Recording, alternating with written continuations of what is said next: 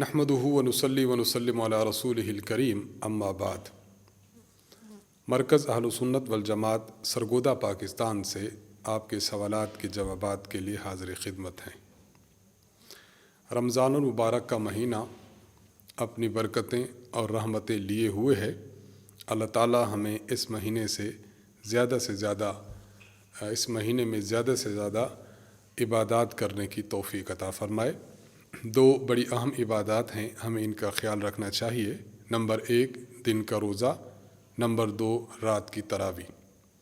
दिन का रोज़ा और रात की तरावी का भरपूर एहतमाम रखें और इसके साथ साथ दीगर औकात में तिलावत कुरान मजीद का एहतमाम कीजिए, साथ साथ ज़िक्र व अज़कार का एहतमाम कीजिए और नवाफिल का एहतमाम कीजिए, सदक़ात और खैरात का एहतमाम कीजिए। अपने कुर्ब जवार में जो गुरबा और मसाकीन लोग रहते हैं उनकी इमदाद का एहतमाम कीजिए, इफ्तारी कराइए, सहरी कराइए। तो इस महीना में जितने नेकी के काम हैं ज़्यादा से ज़्यादा अपनी ज़िंदगी में उनको लाएं और उनमें हिस्सा डालें। अल्लाह ताला रमज़ानुल मुबारक की कदर करने और उसमें नेक अमाल करने की तौफ़ीक़ अता फ़रमाए, आमीन। हमारे इस प्रोग्राम में सवालात भेजने के लिए हमारे ईमेल एड्रेस को नोट फरमाएं। उर्दू ज़ुबान में अपना सवाल साफ़ अंदाज में लिख कर भेजिए, इंशाअल्लाह अगली नशिस्त में इसका जवाब दे दिया जाएगा। ईमेल ये है markaz.edu87@gmail.com markaz.edu87@gmail.com। इंशाअल्लाहुल अज़ीज़ अगली नशिस्त में आपके सवाल का जवाब दे दिया जाएगा। तो शुरू करते हैं आज के सवालात से। हमें पहला सवाल भेजा है अब्दुल बासित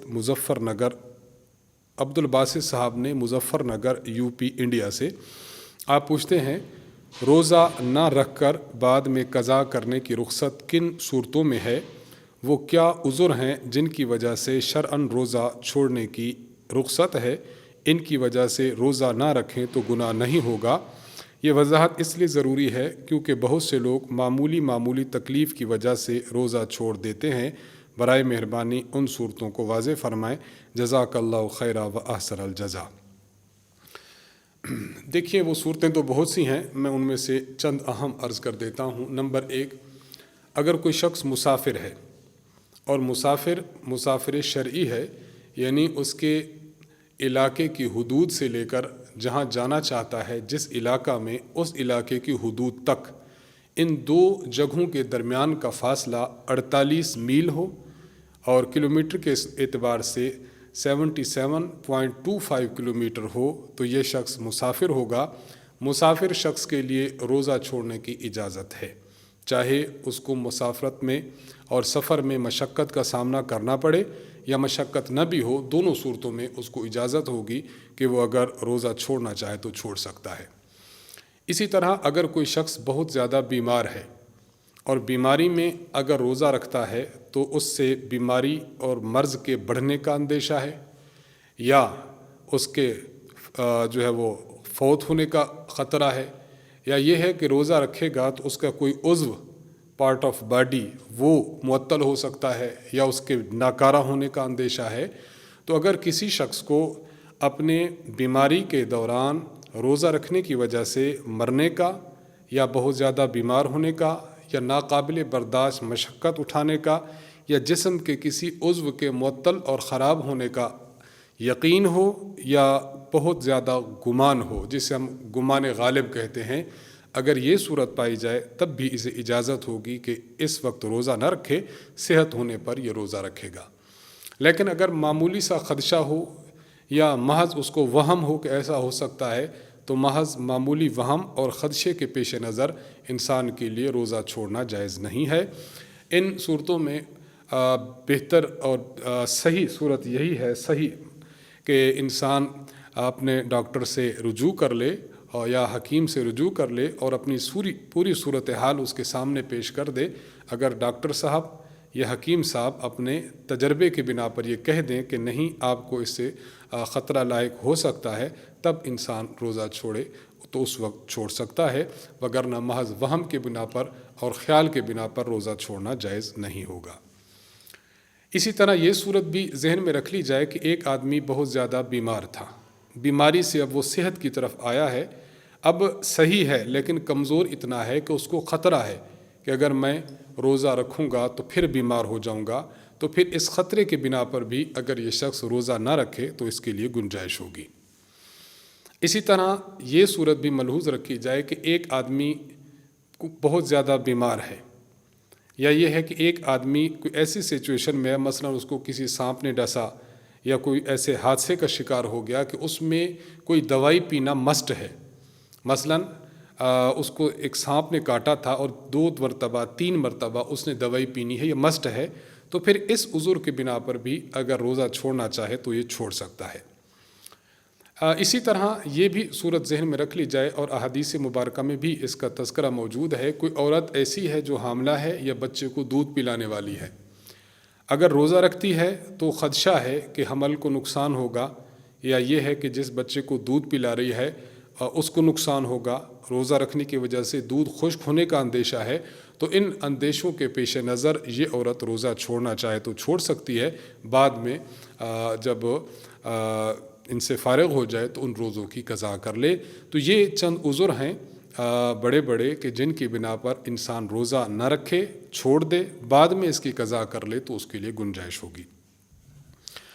عبد الباسط صاحب Muzaffar Nagar U P India سے آپ دوسرا سوال یہ کرتے ہیں کہ زید کی عمر 9 اپریل 2020 کو 14 سال کی ہوگی، تو کیا زید بالغ لوگوں کی امامت کروا سکتا ہے یا نہیں؟ کیونکہ بہت سے لوگوں سے یہ سننے میں آیا ہے کہ نابالغ بچہ تراویح پڑھا سکتا ہے، جواب دے کر ممنون ہوں، جزاک اللہ خیرہ۔ دیکھیے یہ مسئلہ 2-3 دنوں سے چل رہا ہے، ہم نے پہلے بھی عرض کیا تھا، دوبارہ عرض کر دیتے ہیں کہ بالغ آدمی امامت کرائے تو اس کے پیچھے بالغ مرد فرض واجب اور تراویح پڑھیں تب ان کی نماز ہوگی۔ اگر نابالغ کے پیچھے بالغ شخصوں نے فرض واجب اور تراویح پڑھی ہے تو پھر ان مقتدیوں کی نماز نہیں ہوگی۔ جو آپ نے صورت لکھی ہے 9 اپریل 2021، تو اسلامی ڈیٹ کا اعتبار کیا جائے گا۔ ایک میں قاعدہ عرض کر دیتا ہوں، اسلامی ڈیٹ کے اعتبار سے ایک بندہ اگر یوں پہلے اس کو تھوڑا سا تفصیل سے عرض کر دیتا ہوں کہ دیکھیں بالغ ہونا شرط ہے۔ عام طور پر لڑکا 12 سال کی عمر میں بالغ ہو جاتا ہے، اور بلوغ کی علامات یہ ہیں کہ وہ اس کو احتلام ہو جائے یا اس کو انزال ہو جائے۔ اگر 12 سال کی عمر میں اس کو علامات بلوغ لاحق نہیں ہوئیں، پیدا نہیں ہوئیں، تو پھر اسلامی مہینے کے اعتبار سے، چاند کے اعتبار سے اس کی عمر پورے 15 سال ہو جائے، پورے 15 سال ہو جائے، اور وہ بچہ 16ویں سال میں سٹارٹ ہو جائے، اب سمجھ لیں گے کہ یہ بچہ بالغ ہو چکا ہے۔ تو اگر علامات بلوغ کی پائی جائیں تو بالغ سمجھا جائے گا، وہ 12 سال سے شروع ہوتی ہیں۔ اگر علامات بلوغ نہیں پائی جا رہی تو اس بچے کی اسلامی مہینہ کے سال کے اعتبار سے عمر دیکھیں گے۔ اگر اس کی عمر 15 سال مکمل ہو چکی ہے اور 16ویں میں یہ جاری ہو چکا ہے، اب کہہ دیں گے کہ یہ بالغ ہے، اس کے پیچھے نماز درست ہے۔ تو آپ اپنے بچے کی عمر کا اس طرح حساب لگا لیں، اور جس طرز پر وہ بچہ عمر کا حساب لگا لیں، اگر وہ بچہ 15 سال کا مکمل ہوتا ہے تب تو پیچھے نماز پڑھیں، ورنہ نماز نہ پڑھیں۔ محمد تابش صاحب نئی دہلی ہندوستان سے آپ سوال کرتے ہیں، مفتی صاحب میں نے آج روزہ رکھا لیکن 5 منٹ بعد اذان ہوتے ہی منہ بھر کر الٹی آ گئی، میرا روزہ باقی ہے یا نہیں؟ روزے میں الٹی آ جائے تو اس کی 4 صورتیں ہیں، ہر صورت کا حکم میں عرض کر دیتا ہوں۔ ایک آدمی نے روزہ رکھا تھا، الٹی خود بخود آج گئی اور تھوڑی سی آئی، اس سے روزہ نہیں ٹوٹے گا۔ نمبر 2، الٹی خود بخود آئی اور منہ بھر کر آئی۔ منہ بھر کر الٹی آنے کا معنی کہ اتنی زیادہ تھی کہ کنٹرول نہ کر سکا، خود کی ہے، اپنے ارادے سے نہیں۔ دوبارہ میں عرض کر دیتا ہوں، دیکھیں ایک بندے نے الٹی کی ہے اپنے ارادے سے، اور الٹی یہ تھوڑی سی آئی ہے تو اس سے روزہ نہیں ٹوٹا۔ نمبر 2، اپنے ارادے سے الٹی کی ہے اور الٹی منہ بھر کر آئی اب بھی روزہ نہیں ٹوٹے گا۔ نمبر 3، الٹی جان بوجھ کر کی ہے اور تھوڑی سی آئی، اب بھی روزہ نہیں ٹوٹے گا۔ نمبر 4، الٹی جان بوجھ کر کی ہے اور منہ بھر کر آئی، اب روزہ ٹوٹ جائے گا۔ آپ نے جو صورت لکھی ہے کہ الٹی آ گئی اور منہ بھر کر آئی، اس کا معنی آپ نے خود نہیں کی۔ اگر صورتحال ایسی ہے کہ خود بخود آئی ہے اگرچہ منہ بھر کر ہے، تو اس صورت میں آپ کا روزہ نہیں ٹوٹا، آپ کا روزہ بحال تھا، تو اسی کو آپ نے مکمل کرنا تھا۔ محمد شاداب صاحب انڈیا سے آپ سوال کرتے ہیں، استنجا کرنے کے بعد پیشاب کا قطرہ گرتا ہے تو کیا پیشاب روک کر نماز پڑھنے کی گنجائش ہے؟ دیکھیے، اگر پیشاب کا تقاضا بہت زیادہ ہے، شدید ہے، ایک انسان اٹھا ہے، پیشاب کا تقاضا بہت زیادہ ہے، اب اس کو چاہیے کہ پہلے پیشاب کر لے، تسلی کر لے اور پاک ہو جائے، اور اس کے بعد وہ شخص نماز پڑھے۔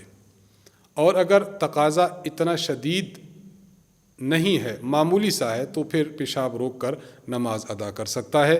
آپ اپنے اس تقاضے کو دیکھیے کہ تقاضا شدید ہے تو پھر پہلے پیشاب کر لیجئے، اور اگر تقاضا شدید نہیں ہے تو پھر پہلے نماز ادا کر لیجئے۔ عبد الباسط قاسمی صاحب آپ ایک اور سوال کر رہے ہیں، آپ پوچھتے ہیں کہ اگر کسی شخص کے پاس 2 تولہ سونا اور 10 تولہ چاندی اور 15,000 روپے ہوں، یا کسی کے پاس 1 لاکھ روپے ہوں، تو کیا اس پر زکوٰۃ واجب ہوگی یا نہیں؟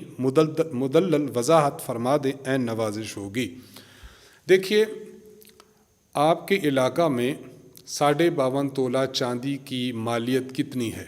میں پاکستان کی مثال عرض کرتا ہوں۔ پاکستان میں کرنٹ وقت کے مطابق آج 80,933 روپے یہ نصاب کی مالیت ہے، یعنی 52.5 تولہ چاندی کی مقدار کی مالیت 80,933 روپے ہیں۔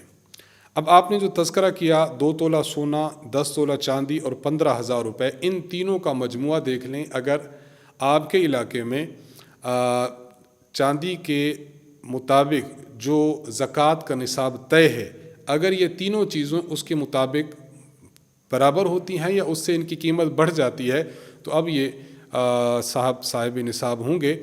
1 سال ان پر گزر جائے، ٹھیک 1 سال بعد جو اسلامک ڈیٹ آئے گی اس کو حساب کر لے، اگر اس وقت بھی اس کے پاس 52.5 تولہ چاندی کی قیمت کے برابر مال موجود ہے تو اس وقت 2.5% زکوٰۃ ادا کرنا واجب ہوگا۔ یہی حال 1 لاکھ روپے والے صاحب کا ہے۔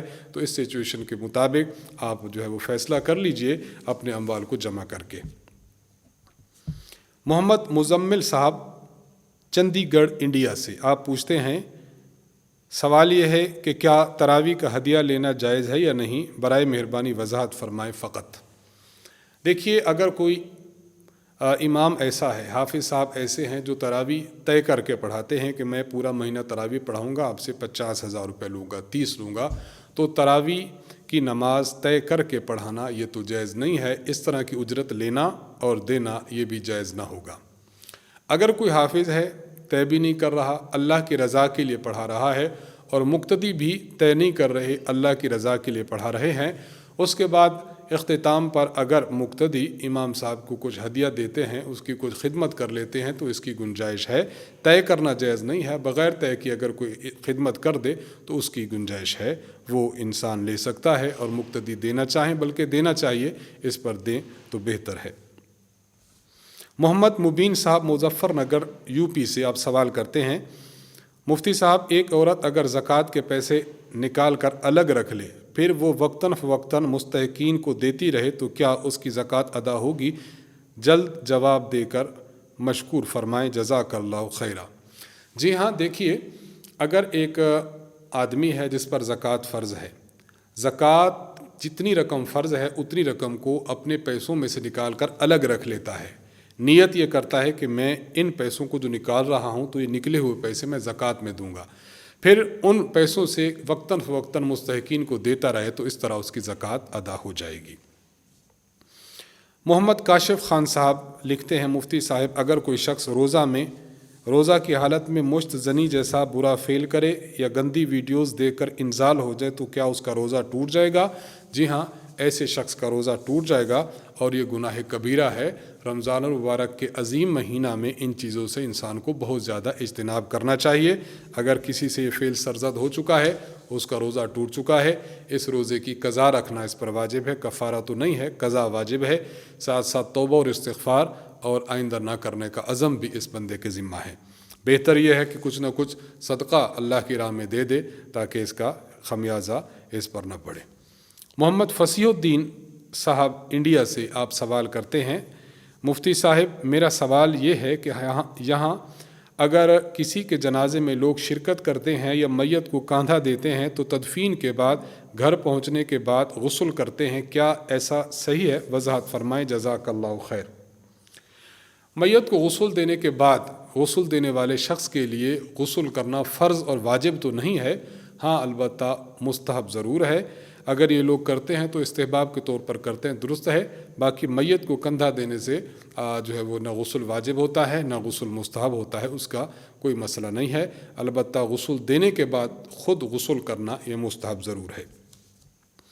عبد الرحمن بن خالد صاحب لاہور سے آپ سوال کرتے ہیں، اگر کوئی شخص اپنے دوست کا جھوٹا کھائے جو حالت جنابت میں ہو تو کیا یہ کھانا پینا درست ہے؟ اور مثلا اگر زید نے عمر کا جھوٹا کھایا یا پیا تو کیا زید کو غسل یا وضو کی ضرورت پڑے گی جبکہ عمر حالت جنابت میں ہے؟ دیکھیے، اگر کسی جنبی آدمی کا جھوٹا کھانا آپ نے کھا لیا یا اس کا جھوٹا پانی آپ نے پی لیا تو پینے والے پر غسل نہ واجب ہے، نہ فرض ہے، نہ مستحب ہے۔ اس سے غسل اور وضو کچھ بھی واجب نہیں ہوتا، اس کو اچھی طرح سمجھنا چاہیے۔ محمد شمیم قریشی صاحب انڈیا سے آپ سوال کرتے ہیں، مفتی صاحب کیا کسی غیر مسلم کی وفات پر انا للہ و انا الیہ راجعون پڑھ سکتے ہیں، اور کیا یہ کہہ سکتے ہیں کہ خدا اس کو جنت میں جگہ عطا فرمائے؟ وضاحت فرمائے۔ غیر مسلم کی وفات کی خبر آ جائے تو بہتر طریقہ یہی ہے، محتاط طریقہ یہی ہے کہ انسان خاموش رہے، اپنی آخرت کو سوچے، اپنے قبر حشر کو سوچے، غیر مسلم کی وفات پر کچھ کلمات نہ کہے۔ ہاں، بعض ہمارے حضرات اکابرین نے یہ بات ارشاد فرمائی ہے کہ اگر انا للہ و انا الیہ راجعون کا کلمہ پڑھ لے اور نیت یہ ہو کہ میں اپنی آخرت کو یاد کر رہا ہوں کہ ہم نے اللہ کی طرف جانا ہے، ہاں میں اللہ تعالیٰ کی وحدانیت کی بات کر رہا ہوں، تو انا للہ و انا الیہ راجعون پڑھے اور اپنی آخرت کو اور اپنے قبر حشر کو یاد کرنا مقصود ہو تو پھر اس کی گنجائش ہے۔ باقی غیر مسلم کے لیے یہ دعا کرنا کہ اللہ اس کو جنت عطا فرمائے، یہ بالکل جائز نہیں ہے۔ اگر کوئی بندہ غیر مسلم کے لیے یہ ذہن رکھتا ہے کہ اس کو جنت کی میں دعا کروں تو پھر یہ کفر کا اندیشہ ہے، اس سے بہت زیادہ بچنا چاہیے۔ عمر بلال صاحب گوجرا سے آپ سوال کرتے ہیں، حضرت جی میں ڈیوٹی کے لیے ہر ماہ 2 مرتبہ گوجرا سے ڈیرہ اسماعیل خان کا سفر کرتا ہوں اور ہر دفعہ 3 سے 5 دن کے لیے وہاں ٹھہرتا ہوں، اور یہ یک طرفہ سفر 250 کلومیٹر بنتا ہے۔ میں وہاں 3 یا 4 یا 5 دن قصر نماز پڑھوں گا یا پوری نماز پڑھوں گا، اور اگر قصر ادا کروں تو کیا اشراق، چاشت، تہجد نہیں پڑھوں گا؟ رہنمائی فرما دیں۔ دیکھیے، اگر ایک بندہ اپنے گھر کی باؤنڈری سے نکلتا ہے جہاں وہ رہتا ہے اور کسی ایسی جگہ جاتا ہے کہ وہاں کی باؤنڈری اور اس کے شہر کی باؤنڈری کے درمیان 48 میل یعنی 77.25 کلومیٹر کا فاصلہ موجود ہے، اور یہ بندہ سفر کرتا ہے اپنے علاقے کی، اپنے شہر کی باؤنڈری سے جب نکلتا ہے، اب یہ شخص مسافر ہوگا۔ جس مقام پر جاتا ہے اگر وہاں 15 دن یا اس سے زائد رہنے کی نیت کرتا ہے تب تو وہاں نماز مکمل پڑھے گا، اور اگر وہاں 3، 4، 5 دن رہتا ہے جس طرح عمر بلال صاحب رہ رہے ہیں، تو اس طرح اگر وہاں پر رہتا ہے تو اس سے وہاں رہ کر بھی یہ شخص مسافر ہوگا، وہاں یہ قصر نماز پڑھے گا، پوری نماز نہیں پڑھے گا۔ دوسرا جو انہوں نے سوال کیا ہے کہ میں نوافل بھی پڑھ سکتا ہوں، تو دیکھیے اگر آپ ایسی جگہ گئے ہیں کہ جہاں اطمینان ہے، گاڑی آپ کی جو ہے نا وہ ایسا نہیں ہے کہ اسٹیشن پر ہے اور آپ 2 رکعت پڑھ کر فوراً سوار ہو جائیں گے، گاڑی چل پڑے گی، اطمینان کی حالت ہے، سکون کی حالت ہے، آپ اگر وہاں پر ہیں تو آپ سنتیں پڑھ سکتے ہیں تو ضرور پڑھیں، نوافل بھی پڑھیں، تہجد ہے، اسی طرح آپ کا اشراق ہے، چاشت ہے، یہ بھی پڑھیں۔ فرض کی مقدار اس میں صرف قصر ہوگا، باقی چیزیں اگر پڑھ سکتے ہوں تو اس کا اہتمام کرنا چاہیے، بلا وجہ انہیں چھوڑنا نہیں چاہیے۔ محمد عاصم عبداللہ صاحب سہارنپور انڈیا سے آپ سوال کرتے ہیں، مفتی صاحب یہ معلوم کرنا ہے کہ امام کا نماز پڑھانے کے لیے محراب میں کھڑا ہونا افضل ہے یا مسجد میں؟ نیز محراب مسجد کے حکم میں داخل ہے یا نہیں؟ ازراہ کرم رہنمائی فرمائے۔ دیکھیے، محراب یہ مسجد کا حصہ ہے، یہ مسجد میں داخل ہے، راجح بات یہی ہے۔ دوسری بات کہ جب امام کھڑا ہو تو امام کے لیے اس طرح کھڑا ہونا کہ اس کے پاؤں بھی خود محراب کے اندر آ جائیں، تو اس طرح کھڑا ہونا تو مکروہ ہے۔ ہاں، اس طرح کھڑا ہو کہ محراب سے باہر نکلے، جس کی صورت یہ ہو سکتی ہے کہ اس کے پاؤں محراب سے باہر ہوں، تو اس طرح کھڑا ہونا درست ہے۔ تو تفصیل یہ ہے، اس کو سمجھنا چاہیے۔ محمد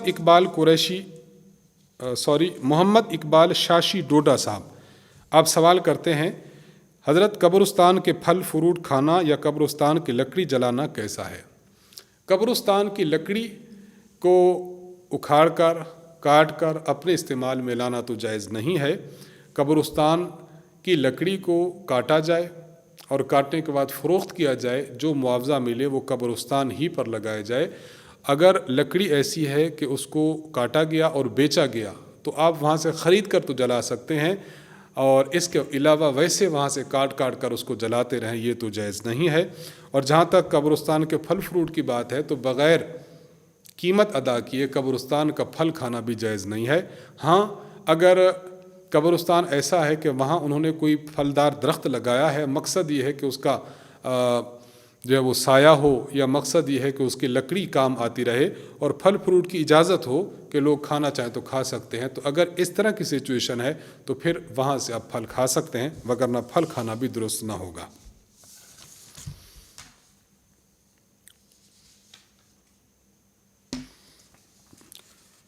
سوال پوچھا ہے ہم سے محمد راشد سعید صاحب نے۔ آپ پوچھتے ہیں کہ ایک عورت نے غیر مسلم مرد کے ساتھ کورٹ میرج کیا، اولاد بھی ہوئی اور کچھ عرصہ بعد چھوٹ چھٹاؤ بھی ہو گیا۔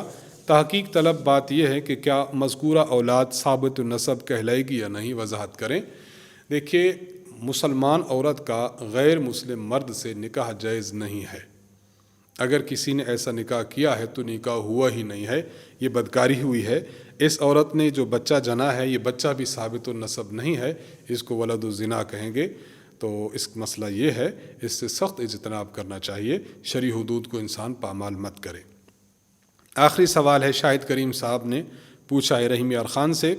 آپ پوچھتے ہیں کہ میں نے دانت لگوایا اور ڈاکٹر نے دانت لگانے کے لیے جگہ سن کرنے کے لیے میرے مسوڑے میں انجیکشن لگایا، کیا اس سے روزہ ٹوٹا یا نہیں؟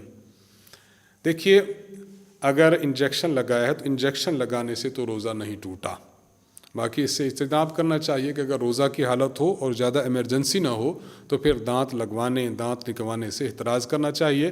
روزہ جب انسان کھول لے تو اس کے بعد ان چیزوں کی طرف اپنے آپ کو لے جائے، اور دانت لگانا چاہے، نکلوانا چاہے تو پھر اس وقت کر لے، روزہ میں بہرحال اجتناب کرے۔ ہاں، اگر ضرورت زیادہ ہو، اس کے علاوہ چارہ کار نہ ہو تو پھر گنجائش ہے کہ وہ کر سکتے ہیں۔ تو انجیکشن لگانے سے روزہ نہیں ٹوٹا۔ انہی سوالات کے جوابات کے ساتھ ہم آپ سے اجازت چاہیں گے۔ مرکز کو اپنی دعاؤں میں ضرور یاد رکھیے۔ ہمارے استاذ محترم حضرت متکلم اسلام مولانا محمد الیاس گھمن صاحب دامت برکاتہم کو دعاؤں میں یاد رکھیے۔ اللہ تعالیٰ ان کے علم میں، عمل میں برکت عطا فرمائے۔ انہی باتوں کے ساتھ رخصت چاہیں گے۔ وآخر دعوانا ان الحمد للہ رب العالمین۔ السلام علیکم ورحمۃ اللہ وبرکاتہ۔